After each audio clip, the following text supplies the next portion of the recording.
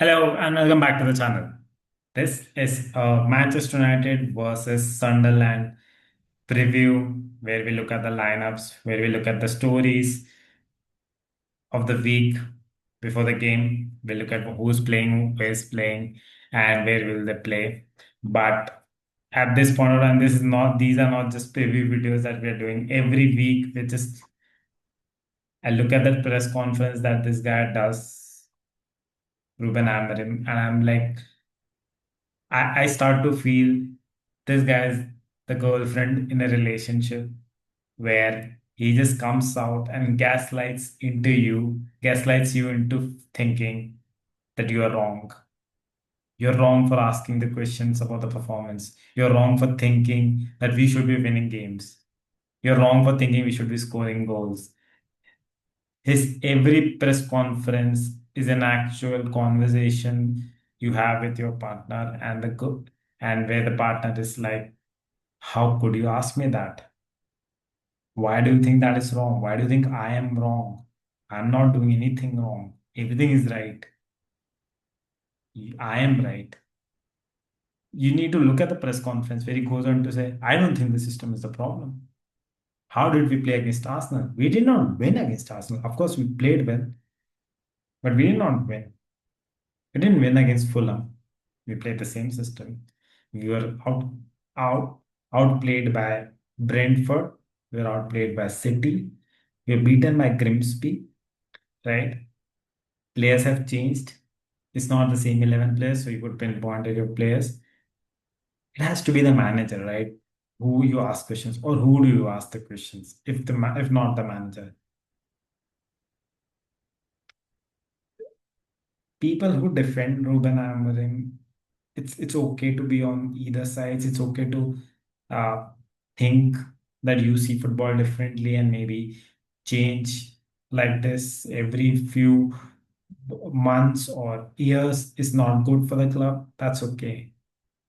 But to think that we are going in the right direction is absolutely shocking. It's ridiculous at this point of time. And I personally do not agree with this. We've been playing bad football. We've been choosing the wrong teams. We've been playing players out of their position, right? We're giving chances to players that should not be at the club anymore. We're giving chances to players who should not be in the lineup based on how they perform in the previous games. But then we're doing all of that, and that's all down to the manager. So the fact that we are 7 points from 6 games and we've lost to Brentford last week the way we did, and we're out of the EFL Cup is all down to the manager. He's wrong. He's not the person to lead the club. But if that's how it's going to be, if he's going to be in charge based on what I'm hearing from uh, Laurie, from Athletic, from some of the other journalists as well, from Samuel Lacoste, from Manchester Evening News, that he's going to be given time till the end of the season. If he stays till the end of the season and we play like the way we're playing, God forbid, we could well end up being in a relegation battle. And I have zero faith in this guy who has a sense of, you know, entitlement that I am I am the chosen one and I cannot be asked questions and I cannot be told this way or that way. I am the best coach in the world. I'm the best person to be doing this job. It's not my problem that we're not scoring goals. It's not my problem that we are being caught on the break. It's not my problem there's no midfield. It's not my problem that we cannot defend. My, I, I'm not sure what his problem is. What can he be called out for? Having said that, this we still would not want to lose a game just to sack a manager. I am not a fan of that. Uh, I think it's always good to win games and realize that the performance have not been great. And then the management decides that we want to move away and we want to work with someone else. Then to be humiliated by someone like Brentford or like Sunderland at home and then call for the side because you're eventually the team is The club is the fans are bearing the cost. It's not the manager because he's gonna go. Players are gonna go. The club, the fans, they don't go anywhere. So I just feel it's important that we still win this game. Uh, and then let's see. I I think the preview for this game, I think we'll just start with the lineup itself and then we'll talk through what we want. I think for this game, before take the formation out and the lineup, I just think it's important we win this game, right? And we win by playing well and not by having a scrappy 1-0 or scrappy penalty at the end, like we did against Burnley.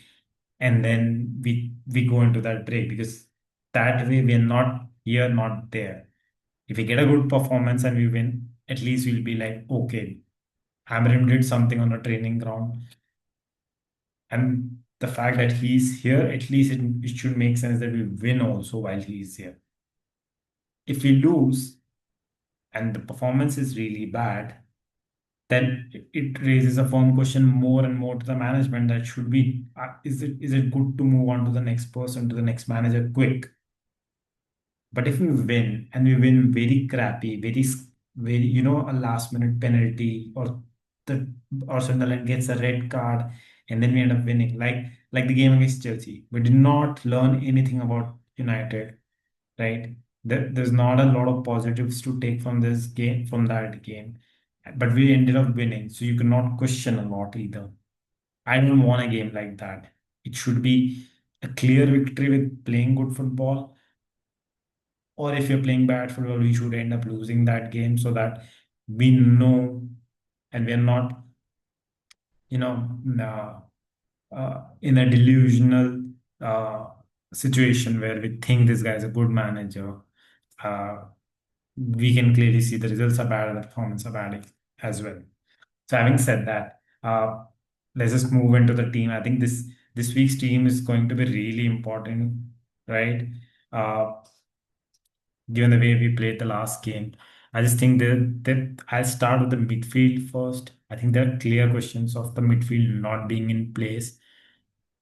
And I just think we don't need to change a lot. We might not even need to change the system if he doesn't want to change the system. But small tweaks here and there can really help. For example, and the easiest one, put Bruno in the number 10 position. And I know everyone who supports United at this point of time.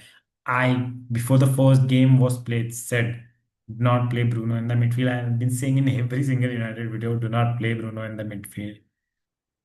What Amorim needs to do, small steps first. Put Bruno Fernandes up as the left 10, where he flourished last season, even under Amorim, where he plays his best football, closer to the goal, closer to the striker, and away from the defensive responsibility. Put him and Mbumo as the number 10s, Shesko up top. He got the goal. I think he'll get the confidence. He'll have the crowd supporting him this time. What this means, Cunha goes out as a substitute. And I said this in one of my previous videos where I said Bruno Fernandes, Mbumo will have to keep, and Cunha will have to keep rotating, and Mount and Ahmad will have to keep rotating as the number 10s because we don't play midweek football, right? But that doesn't mean that we play people out of their position. That does not do justice to us. I think Cunha needs to understand, Fernandes needs to understand, and Mbumo needs to understand that we do what's best for the team while the manager wants to play a 3-4-3 or 3-4-2-1.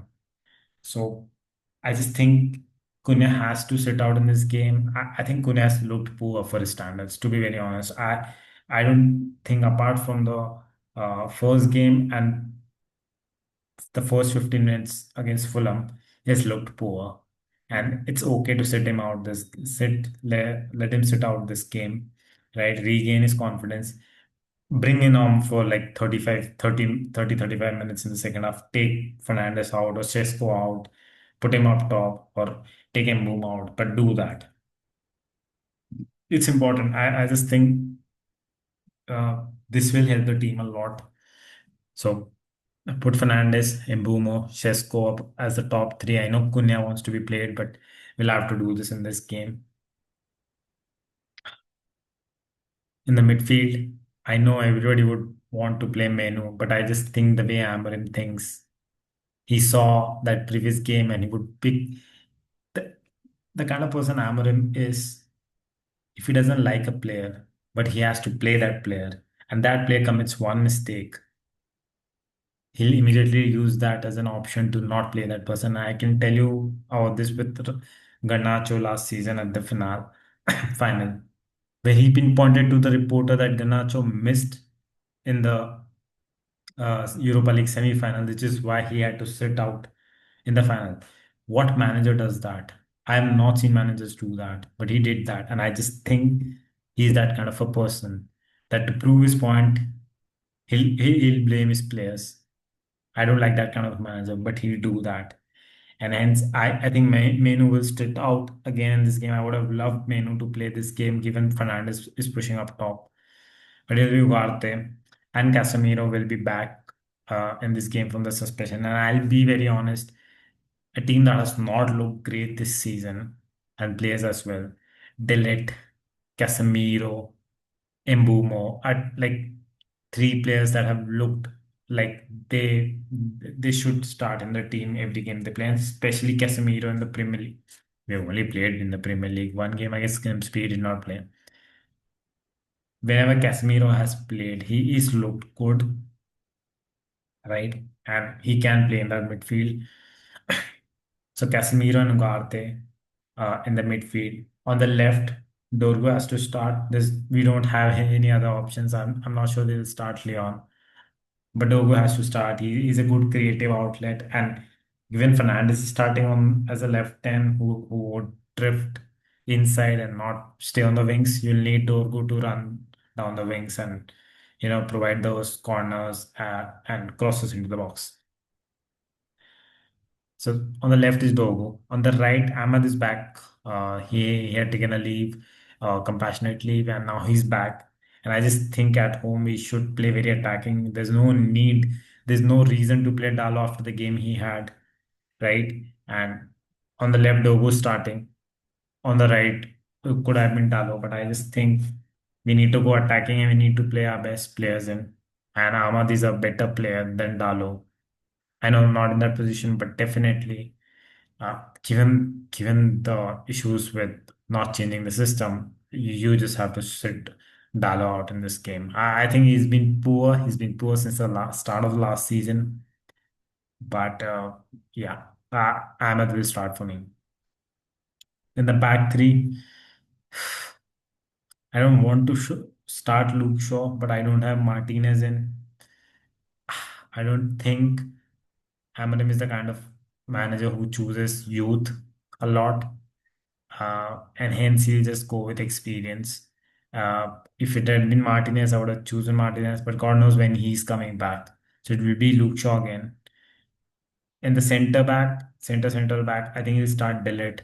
I think in the previous game, Maguire committed an error which led to the first goal, and I think which easily changed the way the game was played because you get the first goal, and now you're doing things that you don't want to do under pressure of going to win the game.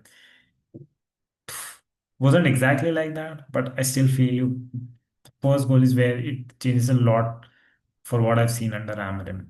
So I just think Amarim will use that again as a mistake and not start Maguire in this and play Delete. On the right, I think Euro comes back primarily because Maguire sits out in this game. We don't have Mazraoui in either. He's injured. So I think Euro, Delete, and Shaw will start this game. Am I like really happy with it? No, not really sure. I'm not really happy with the team or the formation either. But then this is what we have. This is what we have to play because of the uh, system issues that we have and what Amarim wants to play. So this is the 10 outfield players in goal. There is absolutely no reason for to not play Lemons anymore. I think you've seen Bayande, you've seen multiple games where he committed errors. I know we slated Onana and He was poor. He was the worst goalkeeper at United.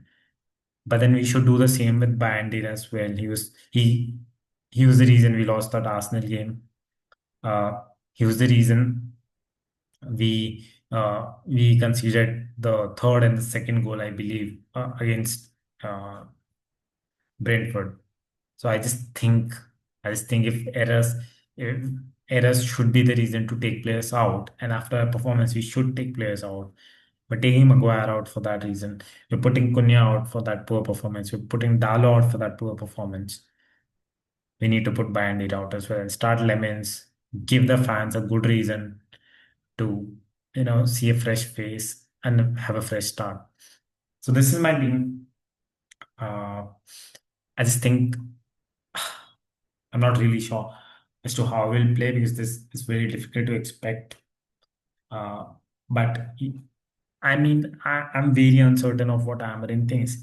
But I'll be very honest. If Amarin goes into this game again and starts Bayern and starts Harry Maguire and starts Dallo and starts Bruno Fernandes in the midfield, I'll go nuts. I'll start abusing this guy at this point of time because now you're choosing yourself over the club, and no one should choose themselves over the club.